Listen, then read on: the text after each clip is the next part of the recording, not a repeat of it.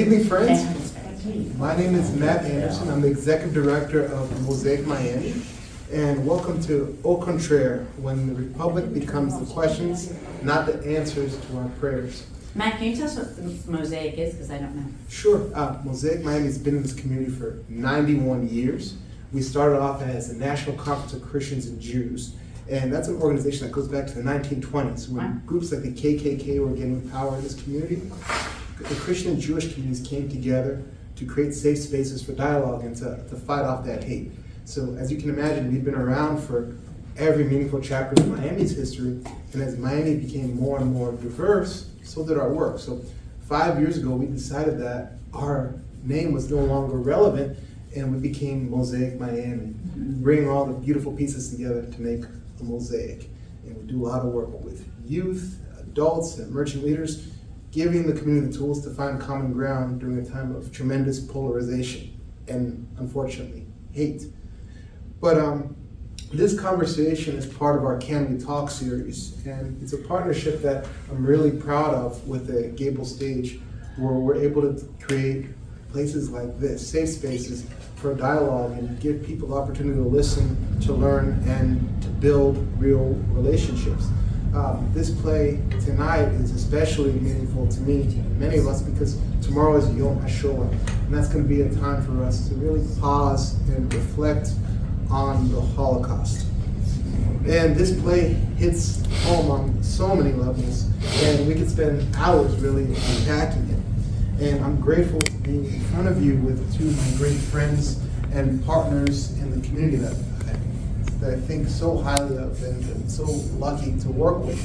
To my left, we have Stephanie Rosen, who's the co-founder of 3G Miami, who brings Holocaust survivor stories to thousands of kids across Miami. And Rabbi Jason Cook, who is a campus rabbi at the University of Miami Hillel, and worked with students navigating identity and what it means to be Jewish today. So there's a lot here, and I think that we were just left here with more questions and answers, and I think that's a good place for us to start. So Stephanie, let's start with memory and the Shoah. Your work is about carrying the stories of the Holocaust survivors into the next generation. And in this play, it's obvious that memory is not just in the background, it was with us the whole entire time. And productions like this shape how we as people can see the world and the decisions that we sometimes make. And for you, this is also personal. And there's a family story behind the work that you do. And can you share with us a little bit about that and how it shapes the way that it shows up in your work? Great, thank you, Matt. And I just want to say it's completely mutual, the way I feel about you and the work that you do. Thank you. So sharing the stories of the Holocaust feels more important now than ever. We started 3G Miami. 3G stands for third generation. We're all descendants of survivors, second, third, fourth generation descendants. And we teach those in our group how to share their grandparents' stories or their ancestor stories, and we send them to middle and high schools and universities. The personal story you're asking about, my grandparents were in Germany, in Berlin. My father was born, so I'm actually a 2G and a 3G. My father was born in Berlin in 1932. I'm suspecting we're going to get to this later, but I'll just allude to it a little bit. In 1938, my grandfather had a tailor shop, and all of his employees had left. They packed up their sewing machines and they left. But he stayed because he had built this beautiful tailor shop on the Kurfürstendamm, which was like the Champs-Élysées of Berlin. And he didn't want to go. Actually, that last scene, one of the last scenes, when Marcel is talking about how it's everything she knows and France is everything she knows, and actually my family settled in France. So that's my connection to this play a little bit. I can understand why my grandfather didn't want to leave, but they waited too long. They did. Because everybody else got out and went to the States or Canada, and they had to spend the war running and hiding and making it out by the skin of their teeth. So it's personal for me. Despite the fact that my dad also fits the description of how Marcel described her father, with the kippah that stood on the head, and he did my father's first time, I think, in a synagogue was my kid's bar mitzvahs. So I'm going a little bit on too long. I want to make sure you have time to answer other questions, but that gives you a little bit of the feel for my connection to the work I do and maybe why I'm here today. So just to follow up, you heard Pop at the end say that after 45, no one wanted to hear about the war. And up until really recent times, no one really talked about the Holocaust, especially with their grandparents and their parents. So are you noticing like a shift in how younger generations receive these stories? So I am, and I'm anxious to hear what Jason has to say about that, because he deals with a lot of young people that are, much younger descendants or generations below. But I have an image. When you ask me that question, I think of a local survivor at Hall, Alan Hall. Yes. Thank you.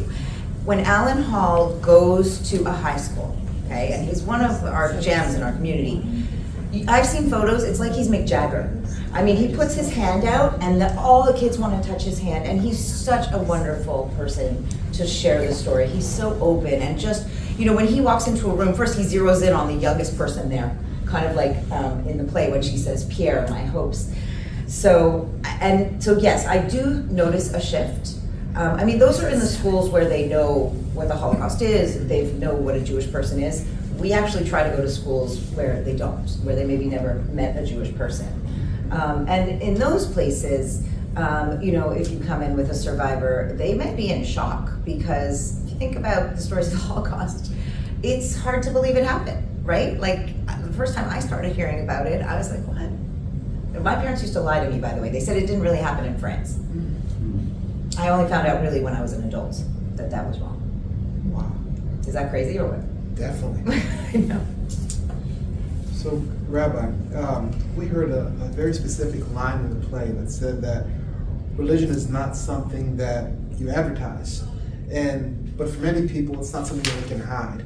And you're working with students every day, many who are navigating what it means to be visibly Jewish right now. So, how do you think about that tension today? And are you finding more and more students having to make that calculation in their everyday lives? Yeah, thank you. I appreciate the question, and it is an interesting dynamic, because the students that I work with, they are the children of the 3G, right? So we're talking about 4 or 5G, not 3G, and they are struggling with this because the Holocaust is a memory. It is history, not current. Not something that they hear the stories about in their homes in quite the same way. Maybe they do, but it's grandparent stories or great-grandparent stories, not personal stories. And as a result, there is this real struggle with, what does it mean to be Jewish today? What does it mean to wear a kippah on campus, or a Mogen David, a Star of David? What does it mean to wear your Hillel shirt with Hebrew Miami writing when you're walking around campus? And luckily, University of Miami is a place where that's not a concern. On a day-to-day basis, our students feel safe. I feel safe. I wear a kippah on campus all the time. People know that I'm the rabbi. People know that the president of Hillel is the student president of Hillel. People know these things, and that's accepted and normal. That isn't the case at every college campus across this country. I hear these stories all the time, whether it's from friends and colleagues who are working, from other college students that I've gotten to know over the years, and it's something that I really just appreciated about the play in general is how relevant it feels. I mean, every conversation I had during an intermission was, how relevant is this right now? The last piece that I'll say, and this is maybe a broader, maybe more meta way to talk about this, is we always have this conversation, especially internal to Hillel, how do you fight anti-Semitism? And if any of us knew how to fight anti-Semitism, well, we would be living in a very different world right now. And one of the dominant narratives that really resonates with our young people today is it's not the Jew's responsibility to teach an anti-Semite to be less anti-Semitic. It is not our responsibility to have to always educate the other person. Maybe we want to sometimes. Maybe we want to reach out and have those conversations. People like Alan, who's spoken at our Hillel before, is really an amazing person. Maybe we want to go out and do that, but it's not our responsibility. Our responsibility is the Jewish joy. is being Jewish and owning your identity and living unapologetically in and of yourself. And if you can do that, then that resonates and that ripples out much stronger and much harder than going to fight every single day when it comes to your identity. And so I think about this a lot, is that what we're teaching is, regardless of if yes, it is a tension for many of our students, especially 18 to 22-year-olds. This is the time when identity formation is most fraught. And what we are teaching our students directly is, don't shy away from it. Be proud of this. Be joyful in this. Find your niche, find your role, find your leadership, find your thing, and own that, and have it be as public or as private as you want, but be proud of that thing, and that will resonate further, and that will allow you to be solid in your identity, and maybe it'll do a thing or two of good for the entire world as a whole, hopefully. Beautiful. So hearing both of you talk makes me think of David Schechter of blessed memory, and I always would love seeing him talking to the kids and talking about their responsibility of making sure that they take his story and bring it on forever. But I think there still remains a distance between lived experiences for the younger generation and the older generation. And do you think that this distance from lived experiences can change how people respond to what's going on today? So I'll answer first. Stephanie, I'm curious to hear what you have to say about this. Every winter we take students from across the state of Florida on a trip to Poland to go and learn about the Holocaust, which I think it's a really great ironic joke to send a bunch of Floridian college students to Poland in December. But in addition to the fun that I get from that, it's a Holocaust memory and a history trip. And something that really surprised me when I staffed this trip 2 winters ago was how the gaps in the Holocaust historical knowledge that I was not expecting to hear from our students.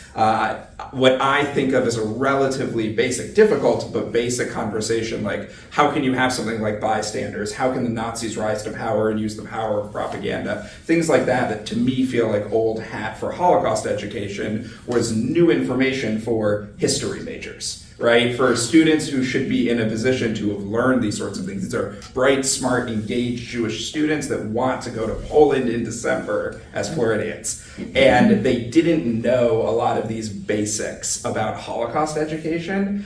And I think that one of the challenges with that was that they also fell very, very quickly into drawing one-for-one parallels between what is happening today and what was happening 80 years ago. And I think that can be a little bit dangerous. We have to use the history of the past. I mean, this was the core message of this play in general, right? It's not that the past and the present are the exact same, but it's the Mark Twain quote, there's a rhyme. We can't be ahistorical, as Elodie says. We have to be engaged with our memory, we have to be engaged with our history. And I think sometimes this, at least the college students that I work with, especially in the bubble in Miami, don't necessarily have the historical context and global perspective to be able to understand the distinction between lived experience and the memory, and they're learning it the hard way one way or another. I don't have a lot to add. I mean, that's an incredible answer. True, and a little shocking about your Jewish students that I was also shocked. The short answer is yes. You know, that the distance from history makes is really important. Mm-hmm. So it makes a big difference as part of why we do this one. 100%. So Stephanie, I'll bring it back to you. And I'm thinking about cousin Molly in the play, visiting Paris from the U.S. and trying to understand what life is really like for her family in Paris. And we got to hear a little bit about your story, but do you feel that same tension, what she was feeling from here about what your family experiences, across the pond? In the sense of, there could be some misconceptions. Your lived experience as an American, but having lineage there, but they live there. So do you think there's any gaps or any tension between those two experiences? All right, so my personal story is a little bit different. I mean, I'm Canadian. And I went to Canada. My father came to Canada as a refugee, and I was born there. And my father continues to spend. My dad's 94, but in amazing shape. He'll probably outlive every one of us in this room. And he's in France right now. I mean, he spends a lot of time in France. He still travels a lot, and he is there probably 4 to 6 months of the year. I mean, his views match mine. He's a little stronger politically, I guess. But to think about, I mean, I thought about this question a little bit. This is what I want to say. I think we used to say we were very safe here. That could happen over there. They're Europeans. It's closer, but not here. But the quote in the play where she says we represent 1% of the population and 40% of the hate crimes, the religious-based hate crimes. And I looked it up.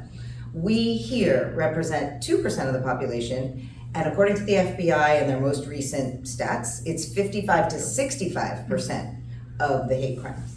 So I don't know if that's the part of the answer you were looking for, but it is very much here. I'm giving myself chills as I'm telling you.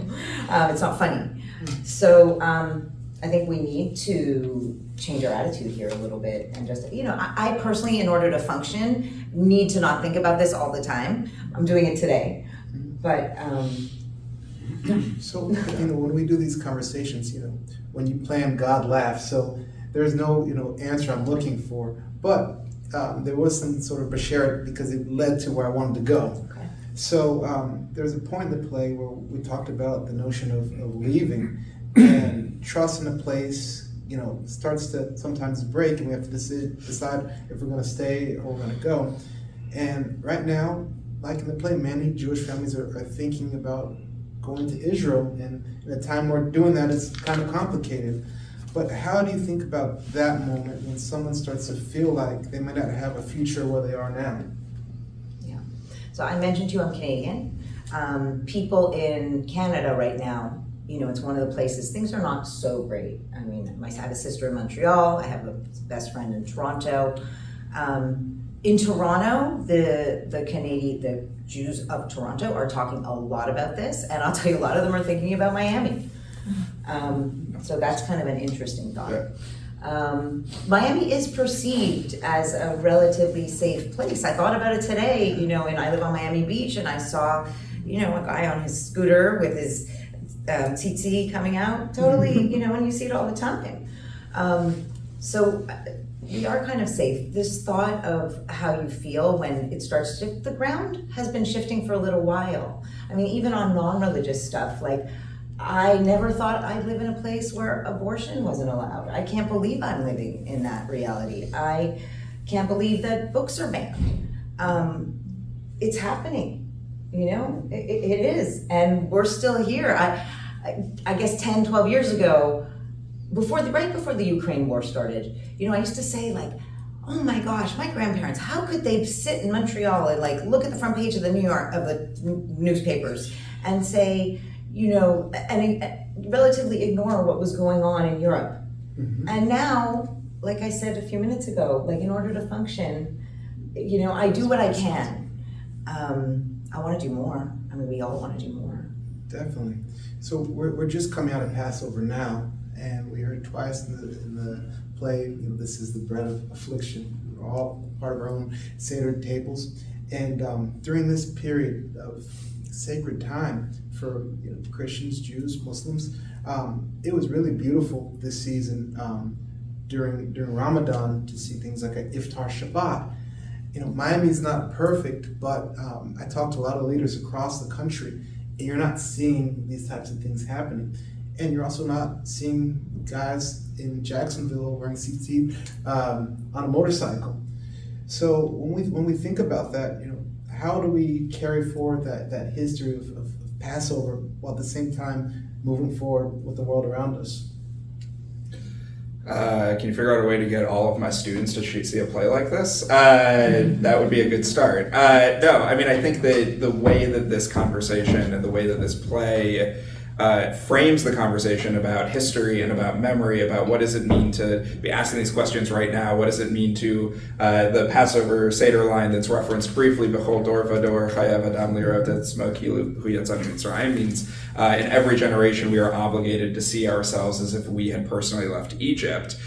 This play has been a great articulation of what does that mean on a day-to-day basis, and it's what I'm doing in a not theoretical way every single day with my college students, and I'm sure on some level with the students that you're teaching as well. It's an education component, but it's also an identity component, a pride component, a joy component. There is a religiosity component to it. How do we incorporate all of these different things and give students, or give our youth especially, the ability to cultivate an identity that is something that they're proud of, that allows them to thrive? And all the more so, it is vital to be doing it here because we don't have the problems of these other places. We have more Holocaust survivors here than almost anywhere else in the world. Is that true, right? Evansville Ternary in particular has a congregation like a huge concentration of Holocaust survivors. We have, Jewish life. I mean, the GableStage, how many Jewish plays go through the GableStage, right? How many opportunities do we have in this city and in this region to be able to celebrate and to be able to educate safely, calmly, in a collective way? That's an amazing, incredible opportunity that we cannot take for granted, and we have to be able to engage with in a deep and meaningful way. So it's an exciting thing about being in this city at this time, and it's an advantage that it's an opportunity that we need to take advantage of. What do you think? I agree. I don't know that I have more to add to that. I mean, his answers are so good. We're doing good over here. Can I ask you guys a question really quickly? Sure. I have a little one, and she's so proud of being Jewish. She went to Jewish, day school as a little kid, and now she goes to regular school, but she goes to Sunday school or Jewish school. But she's so proud. But I was brought up, the mezuzah's inside the house, not on the outside. I was just brought up Here? in Fort Lauderdale. Fort Lauderdale, there weren't any Jews. My sister had pennies thrown at her when she was a kid. But how do we, yes, she's in a safe environment maybe now, maybe not. But how do we, as parents or as even Jews, how do we know when this sounds crazy, but it's about the play. How do we know when we're safe in what environment? Because we're not always in Fort Lauderdale. We travel to other places, and she's like, I'm Jewish. And I'm like, I don't cringe, but I'm a little scared because I don't know what my environment is. And that's scary to me that I actually feel that way, but it is with what's going on. So I guess I'm asking, what do I do? Am I responding? I think that's a very valid concern. I mean, I grew up like you, and I don't wear a lot, but I have a 20-year-old daughter who's older, and it's very in fashion. At Boulder, she feels comfortable. She wears a big high here, and so do all her friends. And she has many friends who are not Jewish, but and she did a challah bake in her sorority. And not everybody's Jewish there, and it was completely well received. Yeah, what's wrong with baking? It's so delicious. It's a great way into the heart. Right. But we went to Europe together recently, my daughter and I, and I took off the little bit of jewelry that I wear that I just thought I don't need to potentially. Somebody doesn't need to notice that I wear a high on my wrist or. And my kids know since they're little, I raise them kind of the way your parents raised you, don't do that, don't show. Just because that's how I was brought up, that doesn't, the Chabad rabbiness, the wife says to me, you're not proud of being Jewish, and I'm like, I'm totally proud, it just was never out loud proud. Right, exactly. We don't always have to be loud, sometimes it's smarter not to be loud, but you can still always be proud in your heart. Yeah, I would add to that the Jewish joy piece that I say, God willing, we can all wear it on our sleeves. God willing, we can all wear the Mogen David and wear a kippah around and whatever the case may be. And we do need to have street smarts, right? We do need to be able to know what it means for us to put one foot in front of the other and what is the town that we're going to. I've got a ton of students who are studying abroad in Spain right now, and that's a tough place to be Jewish right now, to be in Barcelona or Madrid, especially, I don't know if people have been following the news over the last couple of weeks, especially.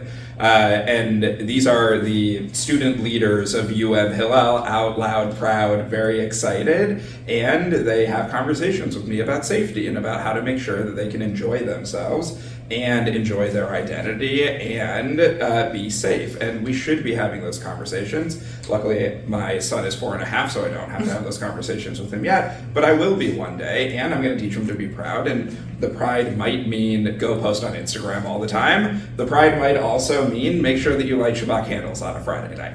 And both of those things are important, and both of those answers will matter at various points in my son's life and will matter in all of our lives at various points. So, I trust you as a good parent to support your daughter. Well, I trust me, but also, in the greater good of things I was just asking. Yes.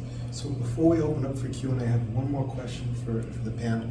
So the prayer for the French Republic is a real thing. It's a prayer that's been recited in French synagogues for generations.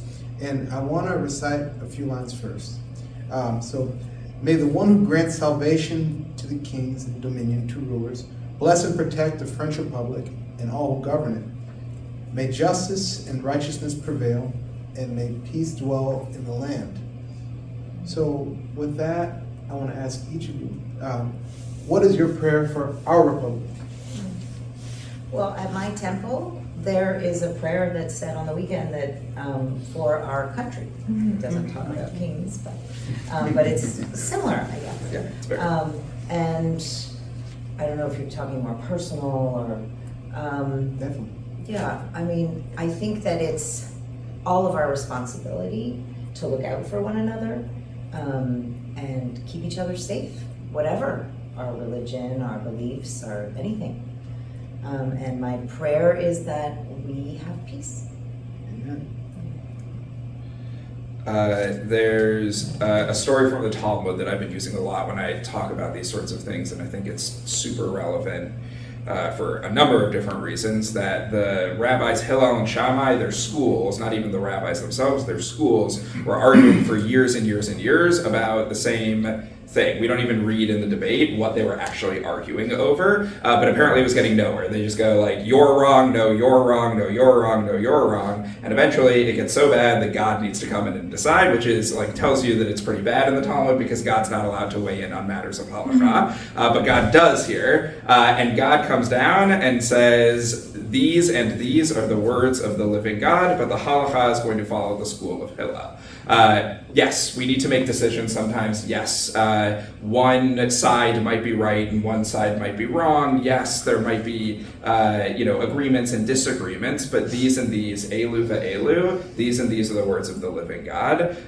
My prayer for our republic, my prayer for our country, my prayer for our people and our communities is that we remember that these and these are the words of the living God, even when it is difficult. If we can have some tough conversations, if we can hear some stories that are outside of our own experience, and if we have those opportunities for connection, I really do, in my heart of hearts, think that we can have some forward progress and have some tighter community and have people be people and connect with each other. That's my prayer for this country. And we all say? Amen. Now I'd like to open up for some questions. Yeah, personally, I feel that the Jewish God has always characterized himself in Scripture as the God of all peoples. And in a sense, we as Jews have been commissioned to introduce this God to even the non-Jew, or maybe especially the non-Jew. So, mixing metaphors here, I've always liked to think of concentric circles of my personal identity, so that I can be a member of my family, a member of my North Grove community, a member of my synagogue, a member of this county. And as you take these concentric circles and expand them, you can even take them up off of the edge of the planet. as we've recently seen. Those various identities are all, I can't say equally relevant, but maybe they are. Maybe there's a certain kind of coherence to these concentric circles, so that even as you get further and further geographically away from your home, you still have a relationship with the people in Iran, for example.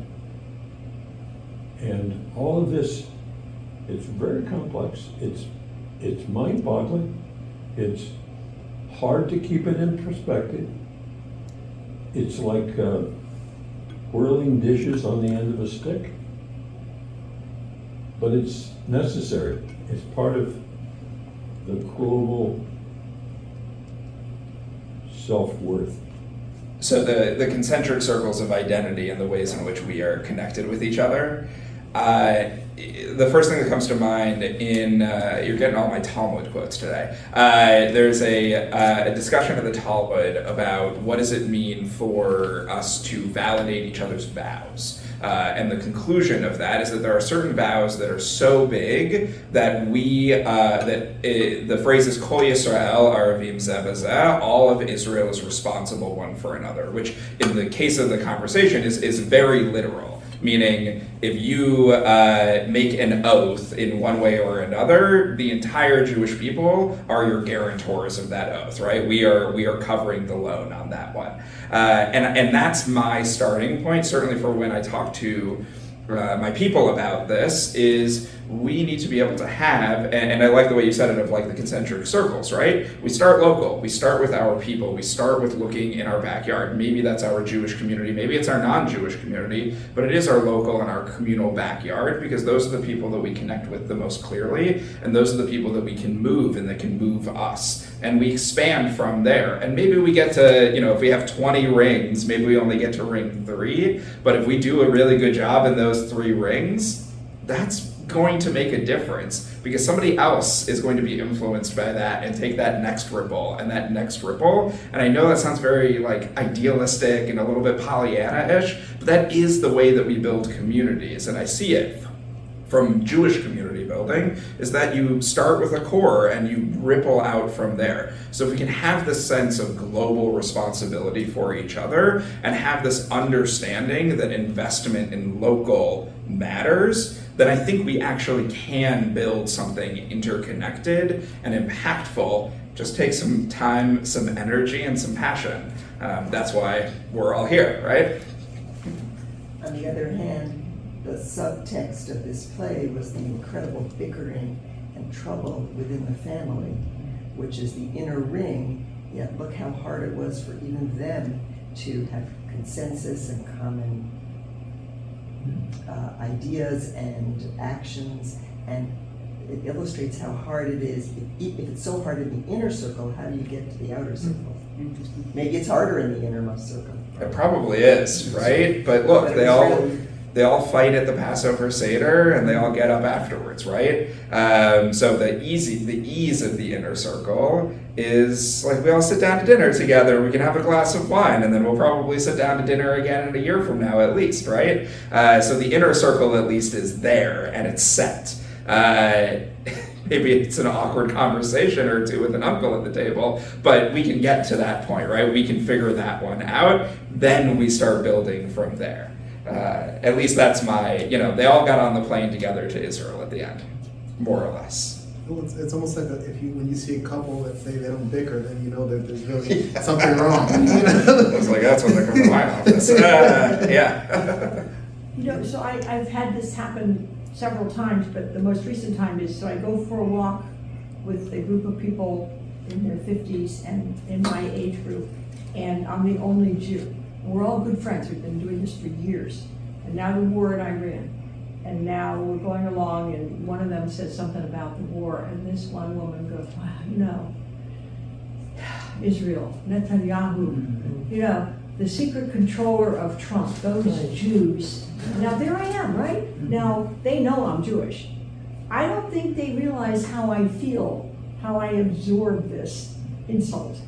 And so then for the rest of the walk, it's like, do I say something? Because by saying something, if I'm not super articulate, I'm going to not only not help my cause as a Jew, but I'm going to break up this little circle of friends.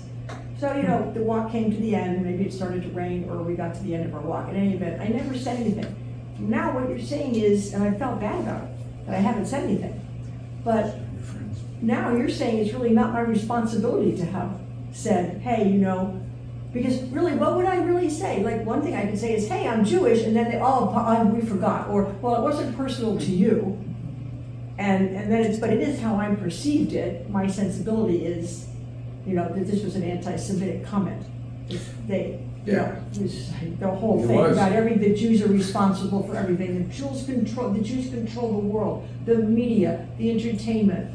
We're in charge, and now apparently we also caused the war in Iran. Yeah, we're very busy. Well, what would I say? I mean, so anyway. Yeah, no, I think that you're describing exactly why. And I'm not the originator of this discourse of like, let's focus on the Jewish joy and let's get away from claiming responsibility for talking about anti-Semitism. But I think that your story is actually the exact articulation of why we're shifting some of the ways in which we talk about this. Because if you decide to step in or not, it's your prerogative, right? And you might feel good if you step in, you might feel good if you don't step in, right? Either way, it's a complicated decision, and that should be your decision, whether you want to take responsibility or not. But the agency that we have as Jews, and I think this is true for any marginalized population, the agency that we have is about getting to choose whether we step in for the conversation in the first place, not do we have to advocate for ourselves or not. It's exhausting to have to be the advocate and the fighter all of the time. I can tell you as a rabbi, it's not what I want to be doing. I want to be an educator. I want to be a comfort. I want to be a connector. I want to be a community builder. I don't want to have to go and, with a picket sign and a million emails a day to Congress people or whatever. Like, that's not why I went to rabbinical school. And it's not why any of us do. That's not why you go on your walking group either, right? And so we should be able to take our agency where we can. And if we do feel confident and comfortable stepping in, we should, because there might be good reasons, there might be good conversations to be had. But if we don't, that's okay too, because there are other ways for us to express our Judaism. There are other ways for us to engage with our community. And maybe today wasn't the day for stepping in, but tomorrow might be, or next year, or whatever the case may be. So I don't think there's anything wrong at all in the way that you've approached it. I think it's actually the exact right articulation for all of us, or a perfect real life example. It's difficult, it's painful, but I think at the end of the day, it helps us retain our identity and our autonomy the best. One of the dynamics in the play was between pessimism and optimism, and I forgot the guy's name, who was the grandfather at the end, Pierre. Yeah, he's a pessimist, but he married an optimist. His father was an optimist, and it's like I wanted to feel optimistic about the play and the end of the play. That here, in some ways, is optimistic. Family they made a decision. They didn't just waffle back and forth. And it's the right decision. Maybe it's not the right decision, but they made a decision. But then I had the feeling, I had the thought that, okay, if every Jew left France, the problem's not going away in France. The anti-Semitism would probably still be there. They just have, they find to express it against, but I had the sense that, okay, well then, it's like Jews, maybe we're the, canary in the mine. It's going to turn against what I think of as a democratic society. Then there was a whole thing about Le Pen and, right, is she going to get elected? So it was kind of pessimistic, I think, at the end of the play, thinking about that. I mean, the problem is it's directed towards us and we experience it, but it's bigger than us. And I have no idea what the answer to that is, but Listen, if I had the answer to that one, we would be in a very different world, right? And I think that's the challenge here. I tend towards your read of history as well, that anti-Semitism is a bellwether, that we're the canary in the coal mine. It doesn't take a rabbi and an executive director sitting in front of you to tell you that there's like crazy stuff going on in the world today. And I think that I don't mean to be negative. I think that there's reasonable reasons to be pessimistic, at least in the short term, about certain things. Again, I don't say that to be negative or a downer or a rain cloud, because I tend to be a pretty optimistic person. But it's hard to read the narratives that we're reading right now and assume a positive arc is going on here, right? So what do we do? What do human beings do? What do Jews do when we live in these sorts of times and react to the world being what it is? Because again, this is also not the first time that there has been massive chaos and massive challenge and pain. The play does a great job of being able to articulate that. As much as what the family is going through in 2016 is really bad, it's unquestionably orders of magnitude better than what the family had to deal with in the 1940s. And then there's also the story of the Crusades that gets put into that too, right? So our responsibility is not, I don't think, pessimism and optimism. That's our own personal, viewpoint towards history and the way that we orient ourselves to putting one foot in front of the other in the world. As a community, as individuals who engage with each other, we need to be able to find tools and avenues for being able to build the things that are going to give us the support and safety we need, whether that's communal engagement institutions, synagogues, partnership with organizations like Mosaic, and it is also the personal fulfillment, right? Sit down and have a Passover Seder, light Shabbat candles, read a Jewish book, see a Jewish play, engage with the identity, engage with the thing that has made us strong and we've carried around with us for 2,000 some odd years, and we will continue carrying that with us. And the reason why we found value in carrying it is because it fulfills us too. I feel better as a Jew for seeing this play and for having this conversation. And my hope is that it's not the last Jewish thing I do over the course of this week. It's a good thing I get paid to do Jewish stuff. That will also fill me up in that way. That's my hope. And that's, even if it's a little bit tough out there, we have the tools and we do the things in order to make the tough times easier to hold on to together. But what I want to say, what I've been doing of late is, let's say at a book club, and there's a discussion going on. And as we all know, Yiddish words, just one word can describe everything without making a big long story. So sometimes a Jewish word fits in what I want to say or talk about, and I'll say that. And it's in a generally Christian group, but I feel very comfortable to do that. And I want to do it. So I'm just giving you an example. It's a good way for us to step in. I love that. Thank you. With that said, let's give a round of applause for the panel.